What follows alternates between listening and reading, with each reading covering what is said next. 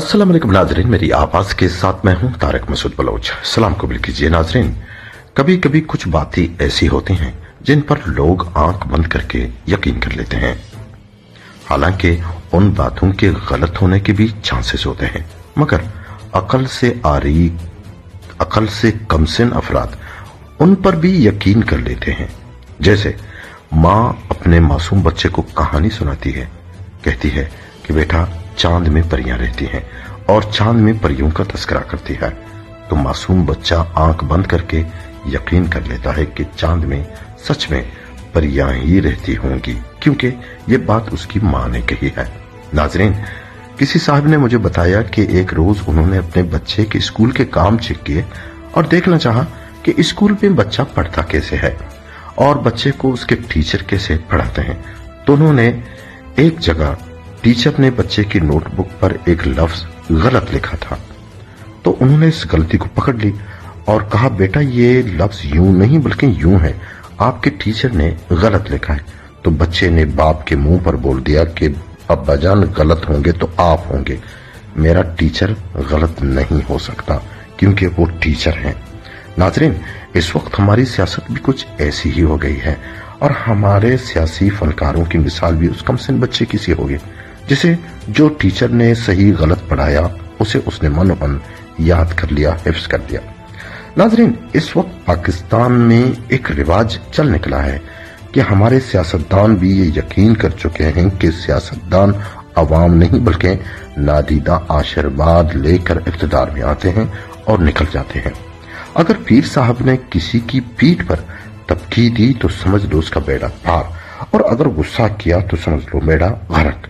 और आजकल पाकिस्तान में पीर साहिं आसिफ अली जरदारी के बड़े चर्चे हैं और हमारे सियासतदान दिल की मुरादें पाने दौड़ दौड़ के पीर साहब के पैर पड़ रहे हैं और पीर साहब भी हर एक को तबकियां दे रहे हैं कि जाओ बेटा तुम्हारी वजीर बनने की मुराद पूरी हो गई। और पीर साहब के पीछे भागने वाले चेलों की अच्छी बड़ी तादाद भी हो गई है और खुसूसन बलूचिस्तान में तो ये तादाद काबिल दीद है। मगर नाजरीन, ये सियासी फनकारों की मिसाल उस काफिर की सी है जो नया नया मुसलमान हुआ है और अभी तक उन्होंने 4 कलमे भी याद नहीं किए हैं, मगर कहता है कि वही सबसे बड़ा मुसलमान है। मगर हकीकत में उसे मुसलमान बनने में अभी तक तो बहुत सारे कलमे याद करने हैं और बहुत सारी काविशें करनी हैं, और वो पता नहीं क्यों ये भी भूल जाता है कि उस सियासी मस्जिद में पहले से 20 साल 30 साल मुसलमान मौजूद हैं और जाहिर है उन मुसलमानों की भी अहमियत से इनकार मुमकिन नहीं।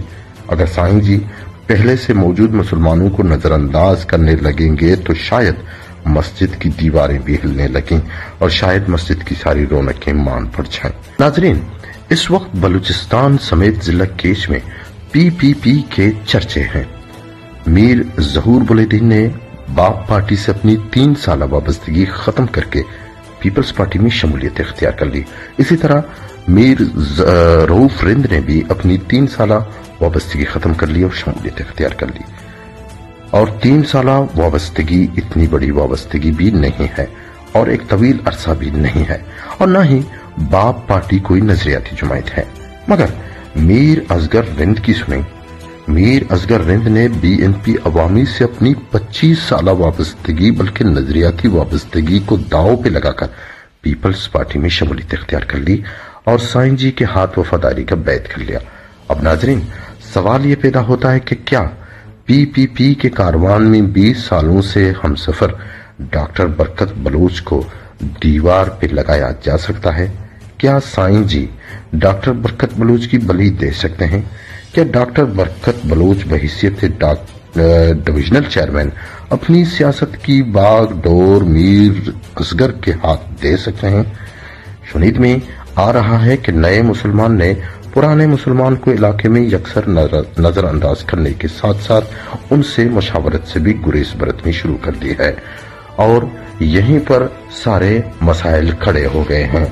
पुराना मुसलमान मुर्तद होने जा रहा है और उसकी खबर अगर साईं जी को चली तो शायद अनर्थ हो जाए, क्योंकि पुराने मुसलमान के पास दूसरी सूरत भी नहीं छोड़ी गई है। अगर उसकी वफादारियों का एहतराम नहीं किया गया اور پرانا مسلمان مرتد ہو گیا تو وہ بڑا خطرناک بھی ہو سکتا ہے۔ ناظرین اپنا خیال رکھیے، اللہ حافظ۔